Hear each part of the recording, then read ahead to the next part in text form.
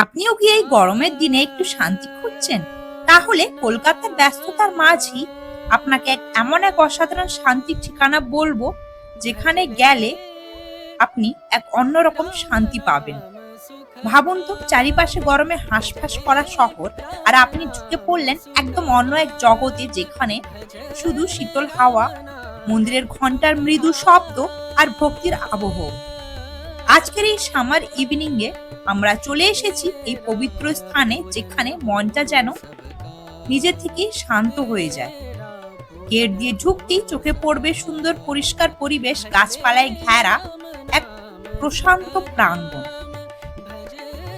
তো চলুন আর বেশি দেরি না করে এই শান্তির যাত্রাটি একসঙ্গে শুরু করা যাক।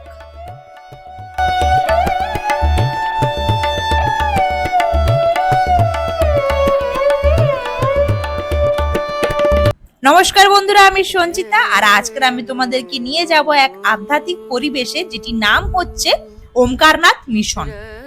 এই মিশনটি আসলে একটি মহামিলন মঠ, যেটি কলকাতার বরানগর অথবা বনহুগলি এলাকায় অবস্থিত। মিশনটির ঠিকানাটি হচ্ছে 7/7 সীতারাম দাস ওমকারনাথ সরণি, কলকাতা 7,01,008।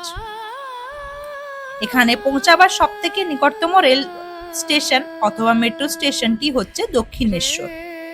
আপনারা দুটি স্টেশন থেকেই ওই অটো করে অথবা লোকাল বাসে করে খুব সহজে এখান পর্যন্ত আসতে পারবেন, কারণ এই মিশনটি আসলে মেন রোডের উপরে অবস্থিত, আর স্টেশন থেকে প্রায় ওই 1 থেকে 1.5 কিলোমিটারের দূরত্ব। অথবা আপনি যদি বাসে করে আসেন, তাহলে বিটি রোড দিয়ে যে বাসগুলি আসে ওই বাসে করে উঠে সবেদা বাগান অথবা বনহুগলি স্টপেজে নামতে পারেন। সবেদা বাগান স্টপেজটি সব থেকে কাছের স্টপেজ এই মিশনের। এবার বলি, যদি আপনারা প্রাইভেট গাড়িতে করে আসেন, সেক্ষেত্রে যদি সেন্ট্রাল কলকাতা থেকে আসেন, তাহলে উত্তরের দিকে বিটি রোড ধরে ডানলপের দিকে যান। বনহুগলি অথবা অশোকগড় এলাকায় পৌঁছে সীতারাম দাস ওমকারনাথ সরণি, যেটি পিডব্লিউডি রোডের ঠিক বাঁ দিকে মোড় নিলেই মিশনে পৌঁছে যাবেন।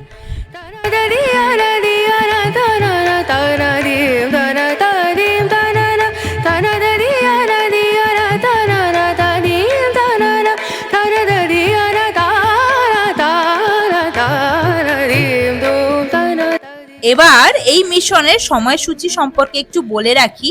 এই মিশনটি সাধারণত সকাল একদম ভোর ওই 5টা থেকে বেলা 1টা পর্যন্ত খোলা থাকে, তারপরে বিকেল 5টা থেকে রাত্রি 9টা পর্যন্ত খোলা থাকে। এই সময়ের মধ্যে আপনারা দর্শন করে যেতে পারেন। আর একটি কথা, এটি কিন্তু সপ্তাহের সব দিনই খোলা থাকে।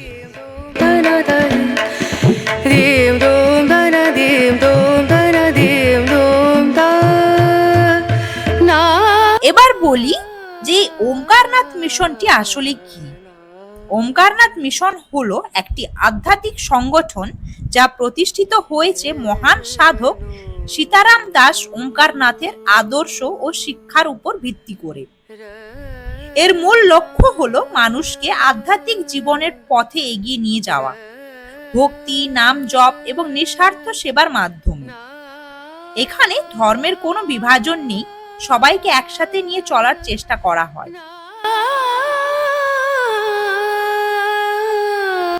আজকের দিনে এই মিশনটি খুবই পরিষ্কার পরিচ্ছন্ন, শান্ত এবং সুন্দরভাবে রক্ষণাবেক্ষণ করা একটি জায়গা।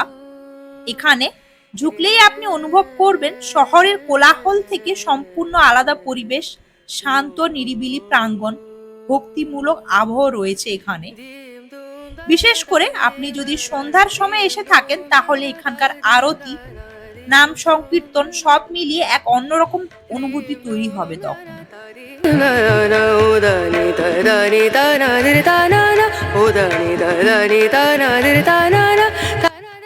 এবার বলি, এখানে এলে আপনি কি কি দেখতে পাবেন। এখানে রয়েছে মন্দির প্রাঙ্গণ, আশ্রমের মূল ভবন, ভক্তদের প্রার্থনা করার জায়গা, নাম জপ ও সৎসঙ্গের আয়োজন। এই জায়গাটার সবচেয়ে বড় আকর্ষণ হলো এর শান্ত পরিবেশ আর একটি আধ্যাত্মিক ভাইব রয়েছে এখানে।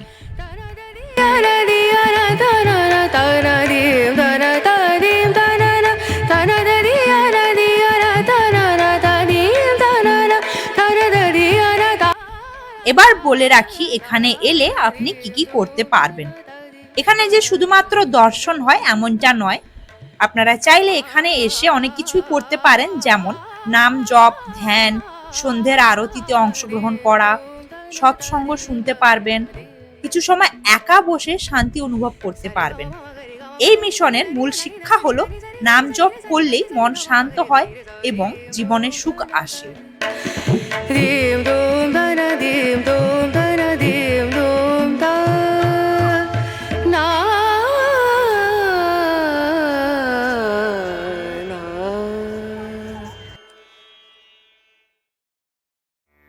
राम नाम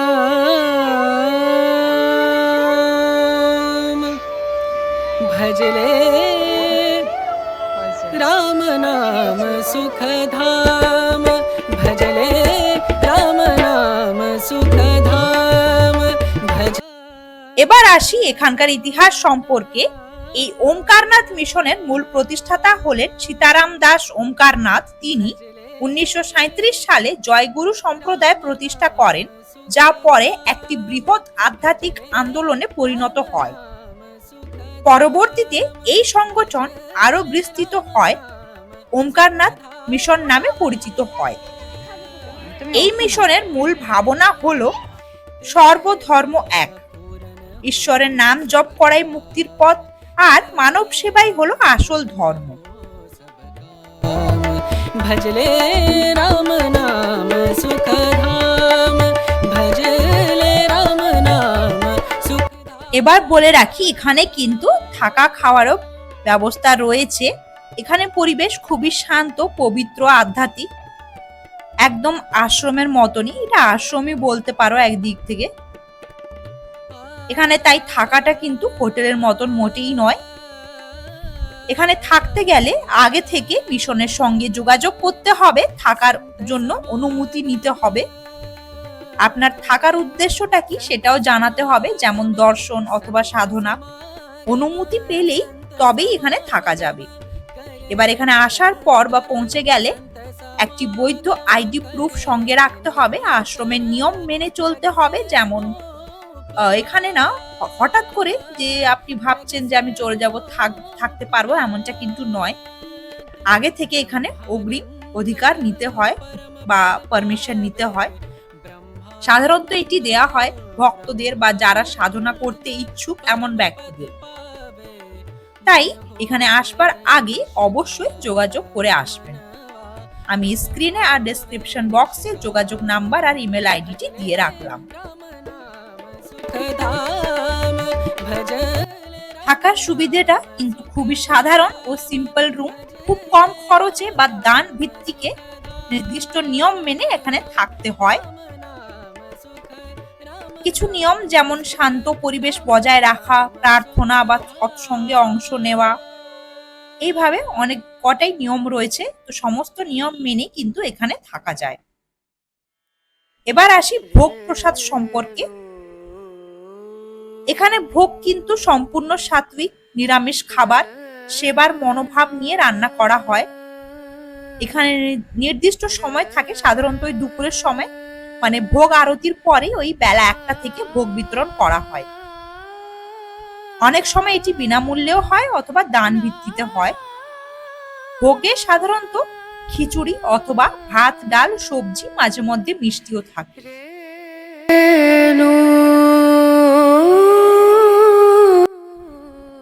এবার বলে রাখি বিশেষ অনুষ্ঠান যেমন দুর্গাপুজোর, মহাষ্টমীর মতন প্রধান উৎসবগুলির সময় দুপুর 1টা থেকে কিন্তু বিকেল 4টে পর্যন্ত এখানে ভোগ পরিবেশন করা হয়।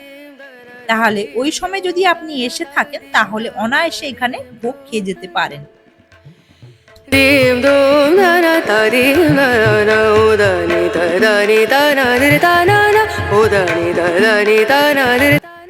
এই পুরো আশ্রম প্রাঙ্গণে না অনেক কটাই মন্দির রয়েছে। আর এখন বর্তমানে আমি যে মন্দিরে আছি এখানে মা পার্বতী, মহাদেব এবং শিবলিঙ্গ রয়েছে।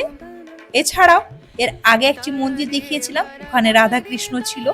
এরকম অনেক কটাই পরপর মন্দির রয়েছে, সব কটাই আপনারা দর্শন করে যেতে পারেন, খুব ভালো লাগবে।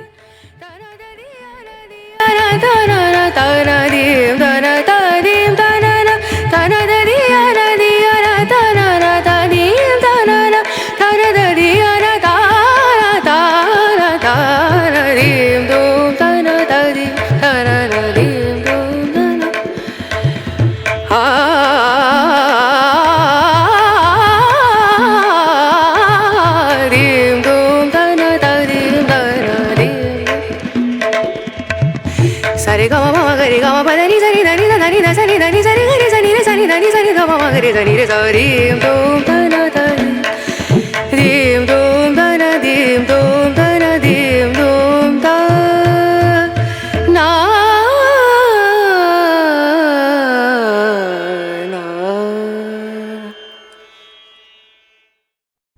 এই মিশন যে শুধু আধ্যাত্মিক কাজ করে এমনটাই নয়, পাশাপাশি শিক্ষা কার্যক্রম, স্বাস্থ্য সেবা, দরিদ্রদের সাহায্য এবং ওল্ড এজ হোম পরিচালনাও করা হয়।